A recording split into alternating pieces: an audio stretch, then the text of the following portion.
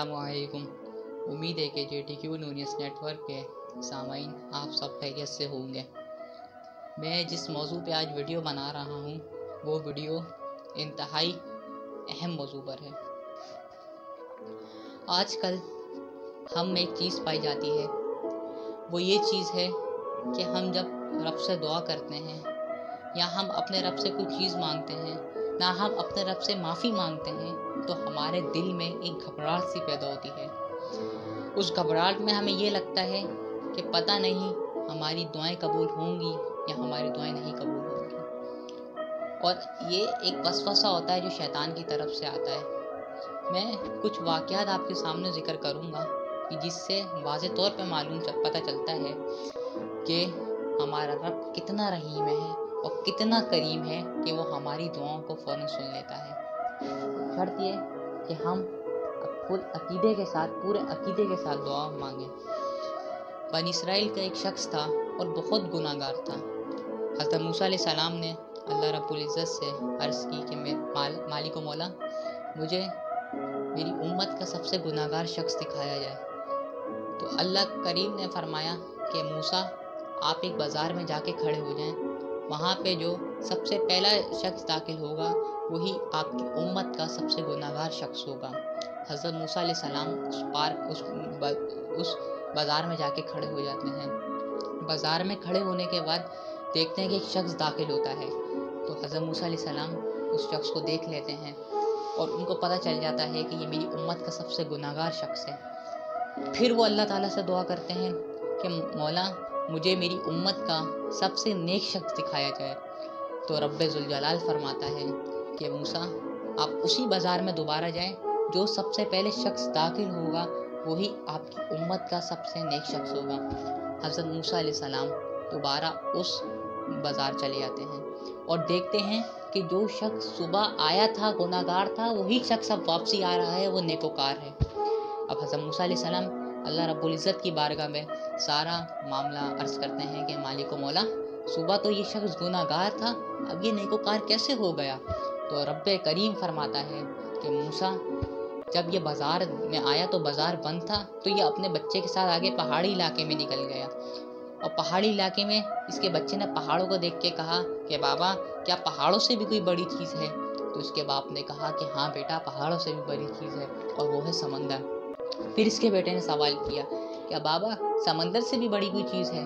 तो फिर उसने कहा कि हाँ बेटा, समंदर से भी बड़ी कोई चीज़ है। फिर उसके बच्चे ने पूछा कि बाबा समंदर से बड़ी चीज़ क्या है। तो उसने बोला समंदर से बड़े आसमान है। फिर उस बच्चे ने सवाल किया कि बाबा आसमान से भी कोई बड़ी चीज़ है। तो उस शख्स की आंखों में आंसू आए और उसने अपने सर को झुका के कहा कि हाँ बेटा, समंदर से भी बड़ी चीज़ है, आसमान से भी बड़ी चीज़ है, और वो बड़ी चीज़ तेरे बाप के गुनाह है।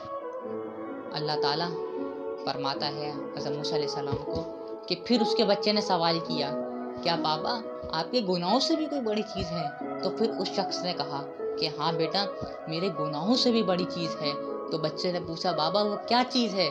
तो वो शख्स कहने लगा कि बेटा, तेरे बाप के गुनाहों से भी बड़ी चीज़ है और वो है अल्लाह की रहमत।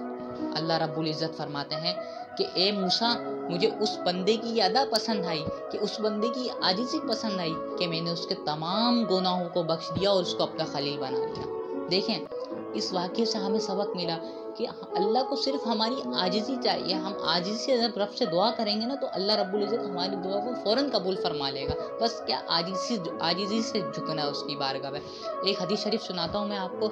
एक दफ़ा मदीना पाक में एक घर में आग लग जाती है और सब लोग घर से बाहर निकल जाते हैं, लेकिन उस घर में एक बच्चा रह जाता है। अब उसकी माँ बाहर चिल्ला रही होती है कि मेरे बच्चे को निकाला जाए, मगर कोई उस माँ की नहीं सुनता। क्यों? क्योंकि हर किसी को अपनी जान की परवाह होती है, कोई नहीं जाता। तो उतनी ही देर में उसकी माँ अपनी जान की बाजी लगा के घर में कूद जाती है और अपने बच्चे को बाहर निकाल के ले आती है आग वाले घर से। और पहले के ज़माने में आग भी ऐसी लगती थी कि जो छतें होती थी घरों की वो खजूर की छाल की हुआ करती थी, जो एक पेट्रोल का काम करती थी। तो वो माँ अपने बच्चे को घर में कूद के निकाल लेती है और उसको बाहर ले आती है। अब इतनी देर में सरकार सल्लल्लाहु अलैहि वसल्लम तशरीफ़ लाते हैं। तो वो औरत सरकार के पास जाती है, कहती है कि या रसूल अल्लाह, हम तो बुतों की पूजा किया करते थे, या रसूल अल्लाह خدا کا تعارف تو ہمیں آپ نے کرایا اور آپ ہی نے یہ بتایا کہ اللہ تعالیٰ اپنے بندوں سے 70 ماؤں سے زیادہ پیار کرتا ہے، تو یا رسول اللہ جب ایک ماں کی محبت کا یہ عالم ہے کہ وہ اپنے بچے کو آگ میں جلتا ہوا نہیں دیکھ سکی اور اس نے اپنی جان کی بازی لگا کے اپنے بچے کو بچا لیا، تو یا رسول اللہ جو خدا اپنے بندوں سے 70 ماؤں سے زیادہ پیار کرتا ہے، آپ ہی نے تو بتایا تھا نا کہ رب 70 ماؤں سے زیادہ پیار کرتا ہے، تو یا رسول اللہ جب ایک خدا اپنے بندوں سے 70 ماؤں سے زیادہ پیار کرتا ہے، کیا وہ اپنے بندوں کو آگ میں جلتا ہوا دیکھ سکے گا؟ حدیث شریف کا مفہوم ہے، سرکار صلی اللہ علیہ وآلہ وسلم کی آنکھوں میں آنسو آ گئے اور آپ نے 3 دفعہ فرمایا اللہ کی قسم کبھی بھی نہیں۔ تو ہمیں کوشش کرنی چاہیے کہ ہم جب بھی دعا کریں تو ہم اللہ تعالیٰ سے انتہائی عاجزی سے دعا کریں، اللہ تعالیٰ ہماری دعاؤں کو قبول فرماتا ہے۔ اور میں آپ کو بات بتاتا چلوں کہ ہمارے جو وسوسے شیطان ڈالتا ہے نا، جب اللہ رب العزت نے شیطان کو مردود کیا تھا تو شیطان نے کہا تھا کہ مالک مجھے تیری عزت کی قسم، یہ حدیث شریف کا مفہوم ہے، شیطان نے کہا تھا مالک مجھے تیری عزت کی قسم جب تک تیرے بندوں کے جسموں میں جان باقی ہے میں ان کو گمراہ کرتا رہوں گا۔ تو میرے رب نے فرمایا تھا کہ اے ابلیس اگر تو یہ قسم کھاتا ہے کہ تو میرے بندوں کو گمراہ کرتا رہے گا تو پھر مجھے بھی میری عزت اور جلال کی قسم جب میرا بندہ مجھ سے آ کے معافی مانگتا رہے گا میں اس کے گناہوں کو معاف کرتا رہوں گا۔ ہم سے کوئی گناہ ہو جائے، دیکھیں گناہ انسان کی فطرت میں ہے، انسان سے گناہ ہو جاتے ہیں، تو ہم مایوس نہ ہوں، ہمیں جو کچھ بھی چاہیے ہمیں معافی مانگنی جو کریں ہم اللہ سے انتہائی عاجزی کے ساتھ مانیں اور یہ عقیدہ رکھیں، اللہ تعالیٰ ہماری دعاؤں کو قبول فرمائے گا۔ امید ہے کہ آپ کو یہ ویڈیو بہت پسند آئے گی، پلیز ہمارے چینل کو سبسکرائب کریں، لائک کریں اور شیئر کریں۔ السلام علیکم ورحمۃ اللہ وبرکاتہ۔